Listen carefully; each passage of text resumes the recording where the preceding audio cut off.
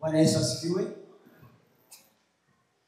Tuko nazungumzia kuhusu kaburi alina neno la mwisho juu yako. Na nasema sutemi yangu inasema kama ni upendo wa Mungu ulivunja nguvu la kaburi juu ya maisha yako.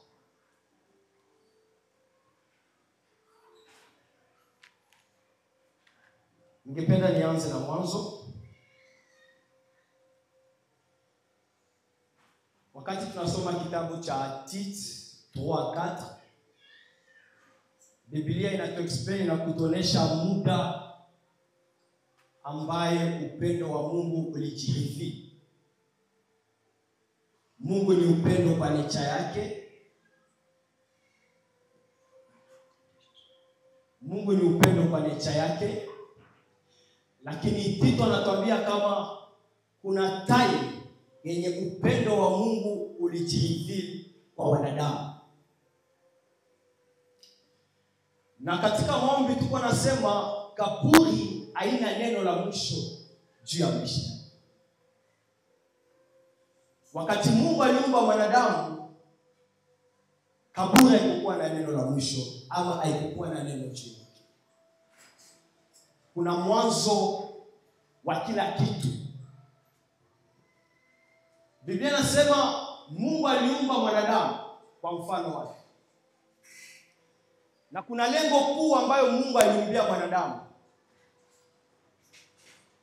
Biblia inasema kama Mungu akakonfie wanadamu mission ya kulima bustani ya Edeni, ya kuichunga. Akamwambia tena na kumbariki azaane, kumaanisha aongezeke. Akampea dominion. Akampea authority. Niko napenda kukueleza ni siku gani hiyo kaburi ilianza kuwa na nguvu juu yako, na nitakupeleka mwisho kwenye nguvu yake iliisha. Wakati mwanadamu alitenda dhambi, hapo ndio ilikuwa chanzo cha mwanadamu kuanza kuwa dominated na kaburi. Bwana Yesu asifiwe. Mungu akamwambia mwanadamu kula matunda ya miti yote ya bustani, lakini kuna mti mmoja usikule matunda yake. Shida haikuwa kula. Dhambi ya mwanadamu haikuwa juu alikula. Bwana Yesu asifiwe. Kwa sababu Biblia inasema sio kitu ambacho kinaingia ndani ya mwanadamu kinamfanya kuwa najisi. Kumaanisha sio kula tunda ndio kulifanya mwanadamu akosee Mungu. Hapana. Kwa hiyo tunda ni kitu yenye iko exterior, ni ya nje. Kitu ya nje haiwezi kumnajisi mwanadamu. Yesu akasema ni kitu kenye kinatoka ndani yako ndio kinakufanya kuwa najisi. So pale inabidi tutafute ni kitu gani kilitoka ndani ya mwanadamu kilimfanya kuwa najisi. Huyo mti ilikuwa ni representation ya authority ya Mungu. Na kitu kilitoka ndani ya mwanadamu na kikumfanya unajisi ni desobedience. Hiyo desobedience ndio ilifanya mwanadamu akosee Mungu. Kwa sababu ilitoka ndani yake na ikamfanya kuwa najisi. Lakini wakati mwanadamu anatenda dhambi, hapo ndo mwanzo Mungu anaanza kurevelea upendo wake kwa mwanadamu. Kwa sababu gani? Mwanadamu sio kiumbe cha kwanza cha Mungu kumkosea Mungu.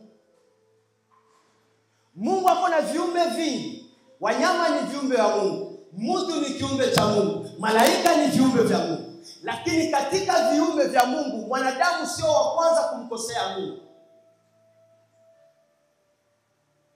Na tunaona upendo wa Mungu juu ya mwanadamu kwa solution yenye alichukua juu ya mwanadamu. Kwa sababu gani? Biblia inasema kuna siku moja mtu ambaye leo tunamjua kama shetani ibilisi aliwaza ndani ya moyo wake na kiburi kamuinuka ndani ya moyo akasema kama atapanda juu ya mlima. Lengo yake kubwa ni akuwe sawasawa na Mungu. Biblia inasema kama wakati hiyo mawazo yalionekana mbele ya Mungu, Shetani alifanya dhambi na Mungu akamfukuza. Upendo wa Mungu kwa mwanadamu tunauona kuko viumbe viwili, Shetani na mwanadamu. Wote wanafanya kosa moja, desobedience. Yote inatoka ndani yao. Mais solution ya Mungu anachukua iko tofauti kwa hao viumbe viwili. Huyu mmoja anafukuzwa kabisa na kukua demon. Lakini huyu mmoja Mungu anaanza kutafuta mbinu ya kumrudisha. Hapo ndio upendo wa Mungu unaonekana mkubwa sana kwa mwanadamu. Mungu anakupenda kuliko wa malaika. Maana Biblia inasema hakuna hata umoja wao ashawaambia wewe ni mwana wangu, lakini sisi ni wana wa Mungu. Aina mbili ya Mungu kusolve shida ya viumbe vyake. Lakini wakati mwanadamu anakosea Mungu, madhara ni makubwa. Lakini sasa sisi ndio hatuoni. Wakati tunasema Mungu anakupenda, so inakukujia vigumu kuimagine anakupenda aje. Ni sababu wewe mwenyewe kwanza haujarealize madhara yenye ulikuwa nayo before Kristo akuje. Wakati mwanadamu anatenda dhambi, kuna mlango mwenye alifungua. Shetani hakukuwa na uwezo ya kuattack mwanadamu direct. Kwa sababu mwanadamu alikuwa analindwa na uwepo wa Mungu. Kila siku Shetani ananga mamlaka na uwezo ya kuattack direct wewe mwana wa Mungu. Kwa sababu uwepo wa Mungu unakuzingira. Lakini Shetani huwa anatumia kitu kimoja. Tutakiona huku chini. Ndio hivyo alikitumia wakati ule, la riche, ujanja. Mwanadamu kumkosea Mungu, kuna mlango alifungua kwa ulimwengu wa roho. Automatiquement hiyo uwezo, mamlaka yenye Mungu alikuwa amepea mwanadamu kwa kumuasi, hiyo mamlaka na nguvu iliama. Le pouvoir a changé de main. Ndio hapo Shetani akakuwa na loi ama na sheria na haki ya kuingia kwa maisha ya mwanadamu vile anataka na saa anataka. Kwa sababu gani? Uwepo wa Mungu haukukua tena na mwanadamu. Shetani aliharibu maisha ya mwanadamu.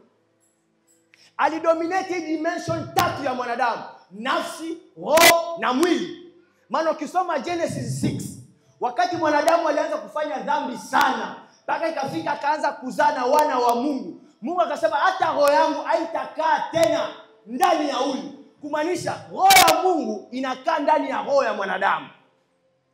Na roho ya mwanadamu, roho yako ndio inakuconnect na umungu na divinity. Worship ni tendo la roho. So mwanadamu akitaka kuworship kitu chote iko spiritual, inapitikana ndani ya roho yako. Alors vile Mungu alikuwa shatoka ndani ya roho ya mwanadamu, na nature haipendaki vide. So Shetani alianza kudominate roho ya mwanadamu. Akumalizia pale, akafika na kwanza kudominate nafsi ya mwanadamu. Ndani ya nafsi ndio tunaona siège ya emotion, tunaona intellect, akili iko ndani ya nafsi. So Shetani alianza kudominate hata nafsi ya mwanadamu, akili. Kuna vitu alimfunza venye viko vya kimungu. Alianza kumfunza kutengeneza masilaha. So alianza kudominate nafsi yake. Akuishia pale, akaenda kudominate hadi mwili wake. Kuna magonjwa alitengeneza na mwili wa mwanadamu kaanza kuwa dhaifu kwa kugonjwa kila siku. Bwana Yesu asifiwe. Mwanadamu alikuwa esclave wa Shetani. Objet yenye anaweza kuitumia kila saa. Kwa sababu Shetani ni spirit, na kila spirit inahitaji mwili tu jimanifest. Kuna sheria mwili ulimwengu wa wanadamu hauta operate bila mwili. Ni mwanadamu peke yake ndio yuko na ile dimension ya kuoperate mudunia na mwili na kuoperate mu monde spirituel na roho. Mais kuma esprit yote wanadominate mu monde spirituel tout court. Wakitaka washuke hapa chini inabidi wavae mwili. So shetani anaanza kutumia mwili wa mwanadamu vile anataka. Juu ya nini? Sababu mwanadamu aliasi. Lakini hiyo maisha iliendelea hivyo. Shetani alidominate. Ikafikia mulevo hata mwanadamu akifariki akuwe mwenye alikuwa anatumika na Mungu na mwenye alikuwa anatumika na Mungu wote walikuwa naenda mali moja. Kusheol. Séjour des morts. Bwana Yesu asifiwe. Ndio maana Yakobo anasema wakati anamletea habari ya mtoto wake Yusufu amekufa, anawaambia ndugu zake, kwani nyinyi mnataka munitume ku séjour des morts saa hii? Kwa sababu alipata shoka kusikia mwana wake amekufa. So même ceux qui travaillaient avec Dieu, hata wale walikuwa tumika na Mungu, wote place yao ilikuwa au séjour des morts. So mulango wa paradiso ulikuwa umefungiwa.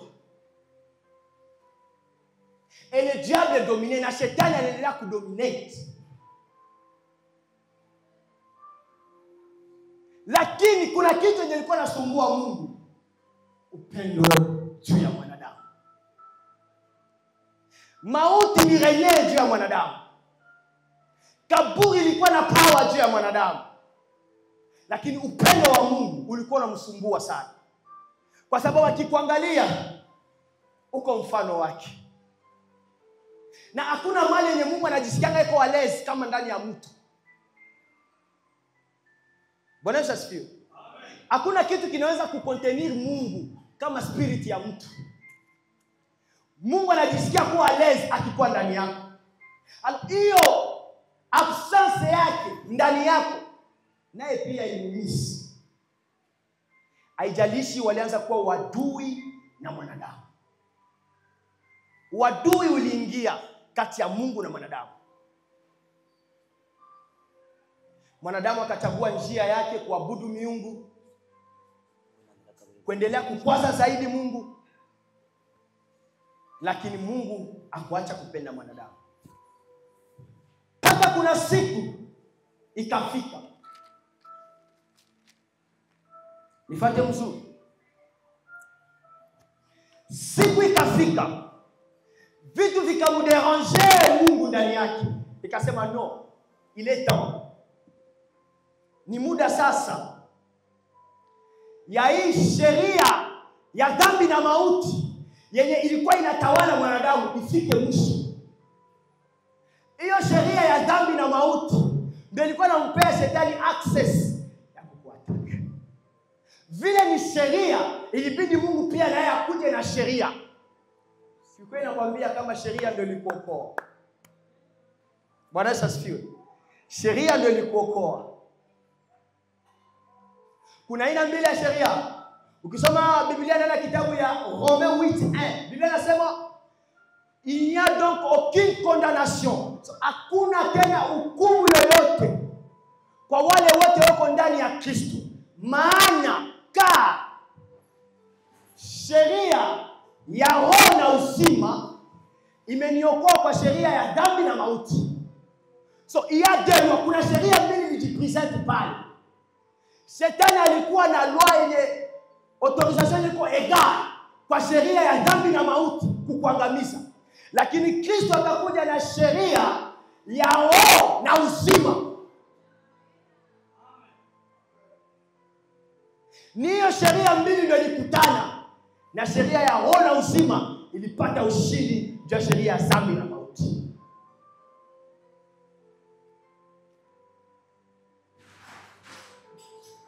Sisi wote tulikuwa condamné kwenda kwa enfer. Lakini Kristo Yesu akakuja, ndio tulisoma kitabu ya Isaya anasema alichukua dhambi zetu, na sababu ama adhabu ya tupeao amani, le châtiment qui nous donne la paix. So malipizi yote yenye ilikuwa yatakikana tu mwanadamu akuwe na uzima na akuwe na uhai ilianguka juu yake. Chochote kenye wewe ulitakikana ufanye juu upate uzima, Yesu alikifanya. So kuchapwa, kufa, uchi, njaa, yote yalikuwa prepare juu mwanadamu ajikomboe, Yesu Kristo alichukua. Le châtiment qui nous donne la paix est tombé sur lui.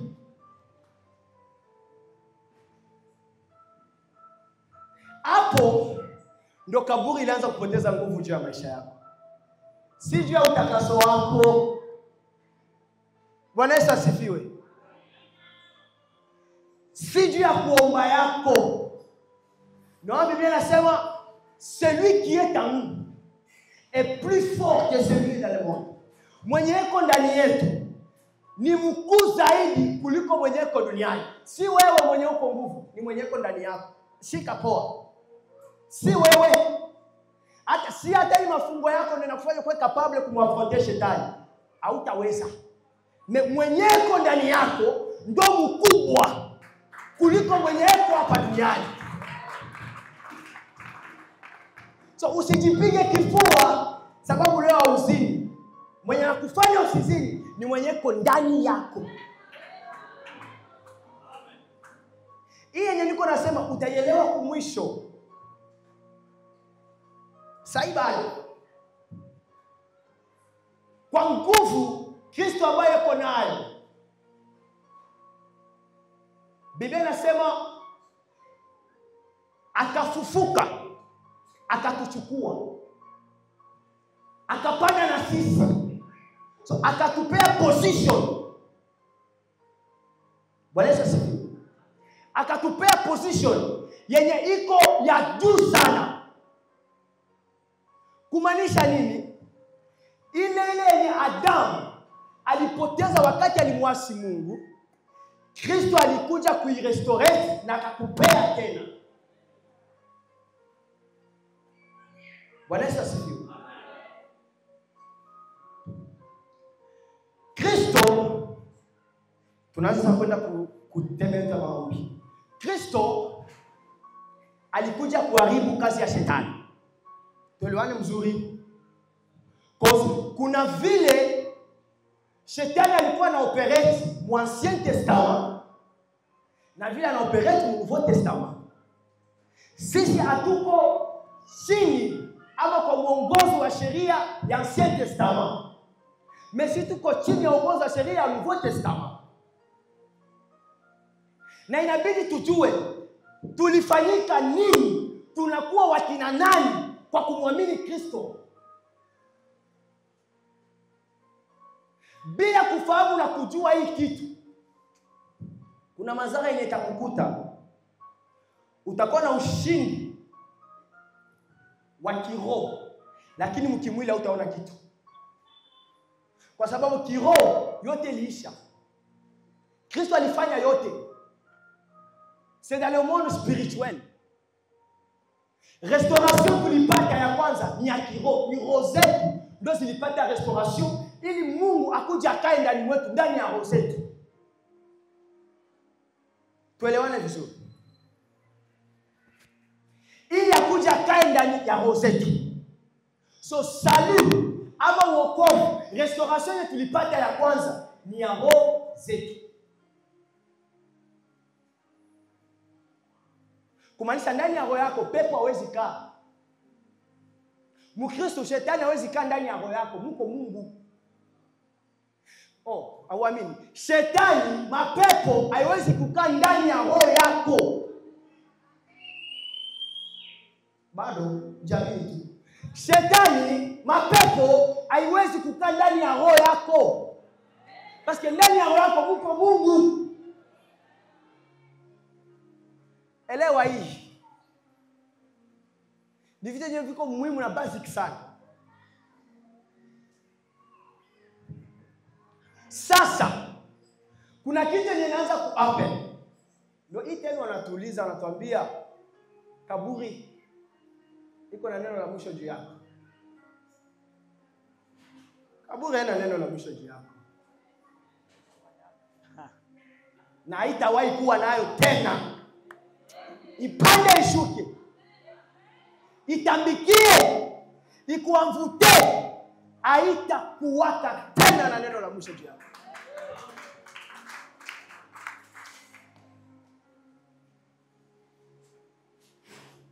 Nafasi hata. Kwa sababu gani haitakuwa na neno la mwisho juu yako? Kwa sababu wewe ni mwana wa Mungu. Sasa ndani ya ulimwengu wa roho sisi tumekombolewa na tunafanyika kuwa huru. Na kila baraka yote yenye wewe unajua iko ndani yako. Biblia inasema nous sommes bénis de toutes sortes de bénédictions dans le lieu céleste. Tumebarikiwa na kila aina yote ya baraka ndani ya ulimwengu wa roho. Lakini kimwili je? Si ndio? Kimwili je?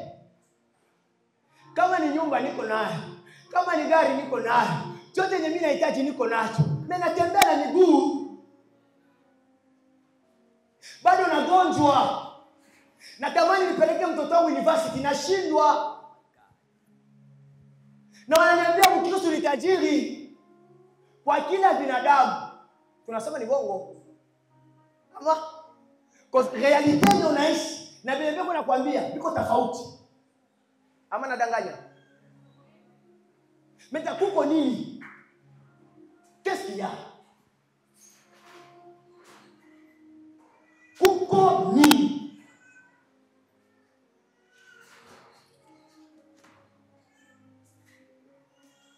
Kuna kitu inafanyika.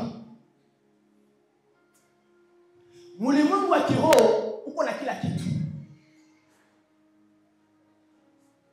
Lakini Wakristo tuelewe. Wakati tunavaa mwili, Mungu anatuleta duniani, kuna malua na maprincipe. Bwana Yesu asifiwe. Kuna masheria yenye naongoza ulimwengu wa kiroho. Na kuna masheria yenye naongoza ulimwengu wa mwili. Ukuwe Mkristo, ukuwe mpagani, kama uziheshimu, konsekansi utaipata. Ni kama mfano ni loi ya pesanteur. Nikitupa kitu juu itashuka. Ikuwe Mkristo anatupa, ikuwe mpagani anatupa, itashuka kama iwezi shuka. Ni loi ya pesanteur. Maintenant, kwa Mkristo kaburi haina neno juu yake. Na shetani anajua ana uwezo na mamlaka ya kukumanipulate vile anataka kama kitambo. Kuna kitu kikubwa anatumia. Kwa ukisoma Biblia ndani ya kitabu ya Wakolosai 2:14-15, Biblia inasema kama Jésus-Christ a annulé tout acte qui nous condamnait. Vous tafikirie version ya Swahili. Il a annulé tout acte qui nous condamnait. Et tout ce qui subsistait contre nous. Il a dépouillé les dominations et les autorités. Mkristo elewa. Mimi sina haja ya kukupea kitu ya uoga juu nikumotive tu uombe. Mais je vais t'enseigner la vérité pour que vous parveniez ku liberté ya wewe peke. Sitatumia formule nikwambie vile kitu cha uongo ati umefungwa juu upate morali uombe utaomba miaka yote. Mais ni kwa kujua kweli ndio itakufanya kuwe huru.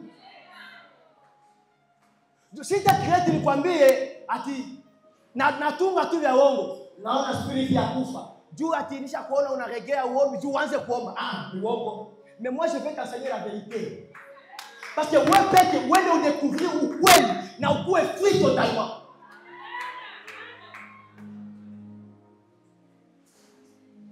Parce que haisaidii mimi nitumie strategy nikuweke kwa captive na nijiweke mimi kuwa kama mwenye tasuluhisha mashida zako. Hata mimi kwa mwanadamu tachoka, takukimbia.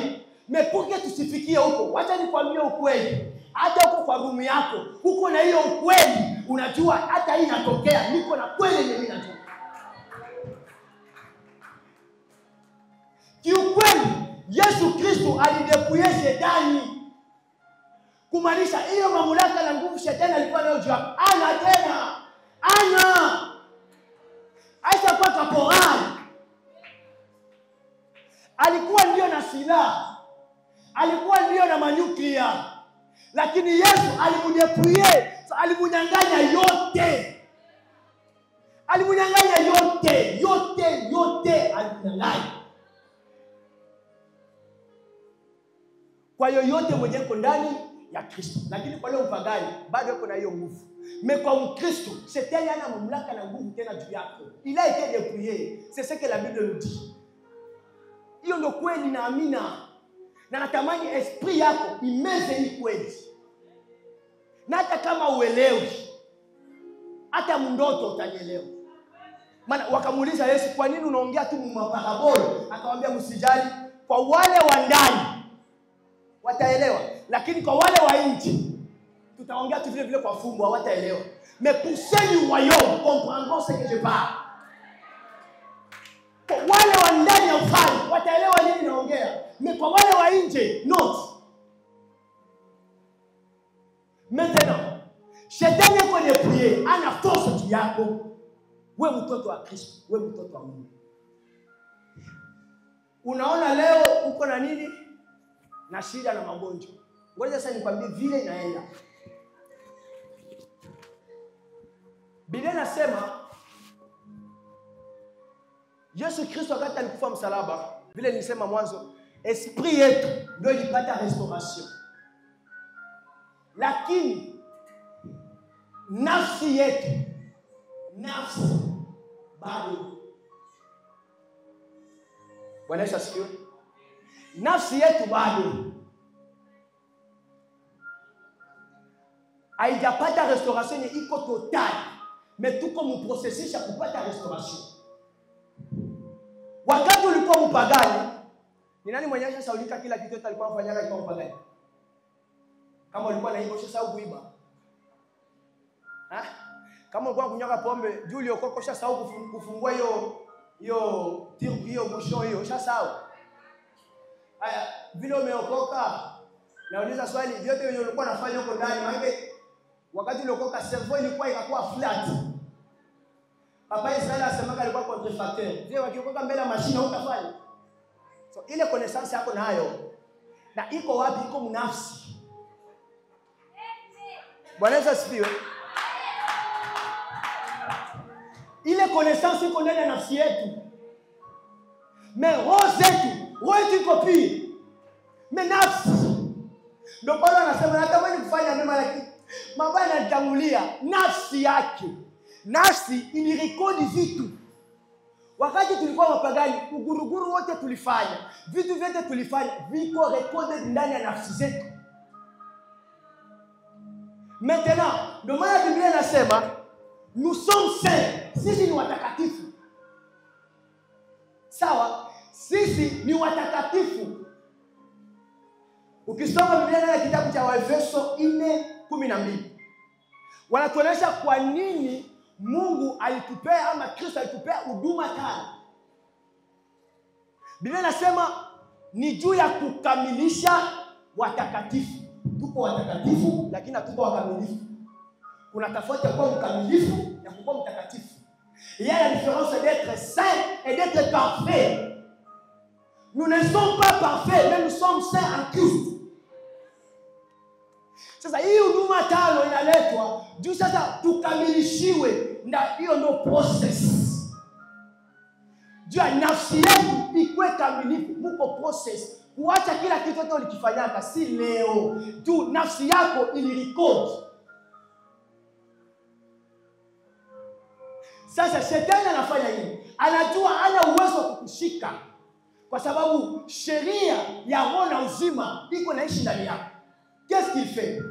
anatumia ile formule. Ndio maana Paulo anaambia Wakorintho, si je me trompe, anasema naogopa. Kwa sababu gani? Hiyo ujanja shetani alitumia kumwangusha Eve, asitumie tena leo kwenu. Shetani kwa kumwangusha Eve akutumia force, kwa sababu hakukuwa na nguvu mbele ya wale watu. Ulinzi wa Mungu ulikuwa. Alitumia ujanja, risk. Na ndio hata sasa eko natumia risk. Hiyo risk yake inatufanya aje? Vile tuko na mavitu ndani ya nafsi yetu. Tamaa siko hapa. Hasira siko hapa. Alors qu'est-ce qu'il fait? Il est formule alitumia kwa Eve, akamuonesha tunda. Sawa? So, shetani anajua vile Biblia inasema kama macho, na mimi naongeza 5 sens, ama macho ndio milango na madirisha ya nafsi yetu. Bwana Yesu asifiwe. C'est l'œil qui est la porte de notre âme. So kila kitu cha nafsi yetu ilishika ni sababu tuliona ama tulisikia ama tuligusa. So kupitia 5 sens tuko connected na nafsi yetu. Shetani naye anatumia hiyo ujanja. Anatumia na yeye 5 sens yako. Jua kuetenda. Atakuletea mbele ya macho yako, atakuletea mbele ya masikio yako, atakuletea mbele ya mikono yako, atakuletea mbele ya ulimi wako. So kupitia hiyo act automatiquement kenye kinatoka ndani yako kinakufanya kuwa najisi. Kwa sababu matamanio direct itatoka ndani yako. Wakati utaona kitu unatamani inatoka ndani yako. Wakati utaona mtu anayesikia roho mbaya inatoka ndani yako. Ni huyo ujanja. Maintenant, wakati tuko na nafsi na hizo vitu tulishika, baadhi ya sisi tulishika vitu vya uongo. Vitu za uongo ndio tulishika. Na hizo vitu za uongo tulishika ikajifanya na kwa nini? Forteresse, stronghold. Forteresse. Na forteresse ndio inapinga connaissance ya Kristo. Ukristo tuelewe. Hiyo forteresse iko ndani mwetu. Forteresse ni ensemble ya makroyance yenye uko nayo. Mavitu yenye wewe unaamini. Ukigonjwa, uende uone mfumo. Wewe juu uamini kama Mungu anaweza bariki mtu mpaka mlevo ya juu. Wewe ushakwambia alikufa tukakini. Hizo vitu vina create wewe forteresse, stronghold. Sasa kupitia hizo ndio shetani anazitumia juu ujiopose kwa connaissance ya Kristo. Na ndio maana Paulo anasema ne vous conformez pas au siècle présent, mais soyez transformés par le renouvellement de l'intelligence. Akili kwa wapi? Intelligence kwa wapi? Ndani ya nafsi. Sasa hiyo nafsi yetu, akili yetu ikianza kufanyika upya, tunaanza kuwa na ufahamu wa Kristo, tunaanza kuona vitu kama Kristo. Kama leo unaenda unatabika paka uko na 10 ans vie chrétienne au utaona changement. Stronghold. Forteresse. Hey, my God. Forteresse. Hapana kusema ni Mungu. Forteresse. System ya croyance yako ni gani? Ndio Paulo anasema nous renversons toutes les connaissances. Ndani ya kitabu ya Wakorintho wa pili 10:15. Tuna renverser kila hauteur yote yenye inajisouleve kwa connaissance ya Kristo. Kumaanisha ndani yako muna vitu vyenye vinaji opposite kwa ufahamu wa Kristo.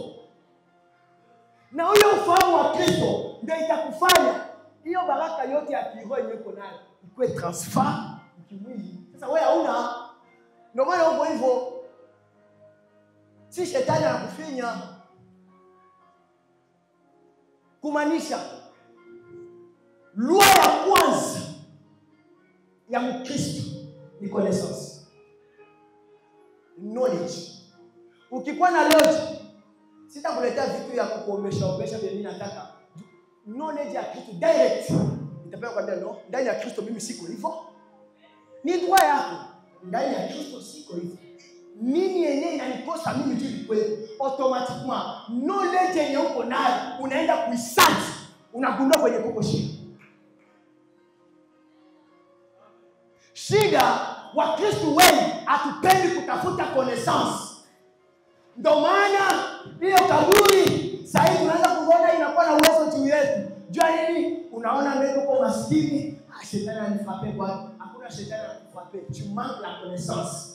Haupendi kupata ufahamu. Ndio Biblia inasema taifa langu linaangamia sio kwa kutokukosa kuomba, sio kwa kukosa kufunga, sio kwa kukosa kutoa sadaka, lakini kwa kukosa ufahamu, kwa kukosa maarifa. Même prier, quand tu pries sans la connaissance, tu pries mal. Ukiomba bila ufahamu, unaomba vibaya. Utajikondane kwenye Kristo acha kujistifie. Utajita mwenye dhambi kwenye Mungu acha kutakasa. Connaissance. Connaissance. Sio kila kitu utasolve na maombi. Knowledge ukikuwa nayo unaassociate na maombi, inaleta resultat. Lakini kuomba bila connaissance itakudetruire. Itakudetruire. Ni kama mimi hapa, vile wewe hauna connaissance ya finance. Unapokea hata 5,000, uko na maisha ya 10,000. Unakosa ndio ufahamu. Hakuna Mungu, hakuna shetani mwenye yuko na kumiliki. Shetani anafanya nini? Shetani anafanya nini? Wala kupenda shetani. Maisha yako ni yangapi? 15,000. Hiyo dini ile ni ya nini? Ya madeni. Na wakati unapata deni, unakuwa mtumwa. Shetani hapo hapo. Tu manques la connaissance, unakosa ndio ufahamu. Alors chrétien, cherchons la connaissance. Tutafute ufahamu. Tutafute ufahamu. Tutafute ufahamu. Mbele ya kila kitu tutafute ufahamu. Ufahamu, connaissance, mterme mwingine inaitwa mwangaza. C'est la lumière. Ndio maana hata Mungu anataka kuumba dunia, kitu kwanza alifanya nini? Na mwanga ukue. Que la connaissance vienne. Connaissance kwanza ikue. Ndio tunajua vile utapanga vitu. Que la lumière soit. Et la lumière fut. Auta create giza. Na connaissance inakupea mwangaza, unaona mali kuko désordre. Ignorance ni ténèbres. Na Biblia inamuita shetani kama prince des ténèbres. Mfano wa giza, mfano wa ignorance, mfano wa kukosa ufahamu, na anapenda sana kutumika ndani ya wale watu wanakosa ufahamu. Ukiangalia mali yote ni wewe unasema umefungwa, unakosa ndio ufahamu ile. Hauna ndio ufahamu mwile, ndio maana unaona vitu viendi. Siku utapata mwangaza mwile, utasema hakuna tafuta ufahamu. Hatupendi ufahamu. Papa Blaise analeta kutupea ufahamu shule ya sabuni. Si wote tunakimbia. Tunataka nini? Azali ujifunza tupende kupata knowledge. Tunataka nini? Fidel anakuja na shule ya wamama kama wawili waibeleza ndio yuko nasoma kule. Unataka nini? Sasa shetani anakufunga nini pale? Tuongee kwa kweli. Hauna kitu cha kuproduce. Hauna kitu yenye utaweka hapa mtu akupe pesa. Wanakuita ndio meme ufahamu wa kushona. Unakataa. Unataka nini mama? Ni shetani naye. Ule ni shetani. Amasopariata. That is the knowledge devil. It's lack of knowledge. Ule sio shetani. Ni wewe. Ni wewe.